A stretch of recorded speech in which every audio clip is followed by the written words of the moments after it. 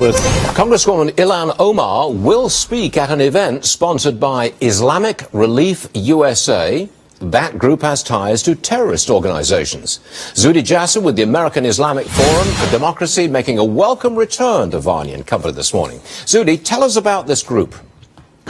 Well, Islamic Relief, as many of these Islamist groups, they do under the cover of aid across the world, also have a strong relationship with radical jihadists. And countries like Sweden, Germany, and even Muslim-majority Tunisia have called to question their association with jihadists, and they also are very affiliated with Hamas and other groups. So they had their accounts closed by HSBC Bank and by UBS in the UK because of their connections to radical Islamist terrorism. Well, and the speaker that Ilhan Omar was going to be speaking next to, Yusuf Abdullah, has been shown to be repeatedly on social media and elsewhere to be a radical Islamist.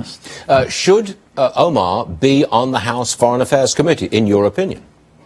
Absolutely not. Her worldview is incompatible with a worldview of what we would hope a congressperson should have on the House Foreign Affairs Committee. Not only is she grotesquely anti-Semitic, her questioning last week of American patriot to Elliot Abrams sort of showed that she actually was repeating some of the same comments that were on Al Jazeera a day before. So she's going to be looking more towards anti-Americanism, anti-Israel platform. No supporter, Stuart, of the global BDS movement, which is a boycott, divest, and sanctions movement that is anti-Israel, looks for the destruction of Israel, should have a seat on the coveted appropriations positions of the House Foreign Affairs Committee. Zuhdi, I just need your comment on this that's coming at us now. Hundreds of ISIS fighters want to go back to their European countries of origin now that ISIS is beaten.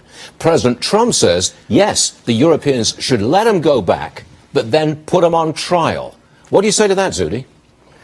Well, it's a quandary. You know, I talked about it this week on my podcast, Reform This, where I basically said, these are enemies of their countries. These are folks that have renounced their citizenship and have declared war on the West, including Israel and democracies. But yet, what do they do with them? They can't just sort of stay over there. They need to come back and be adjudicated and convicted, if they are guilty, for their crime of treason, disloyalty, and allegiance to a country or a group that had declared war on their own state. Zuhdi, it's great to have you back on the show today. Clear-cut, thank you. Interesting opinion, and we welcome that. Zuhdi Jasser, everyone. Thank you, sir. See you again soon.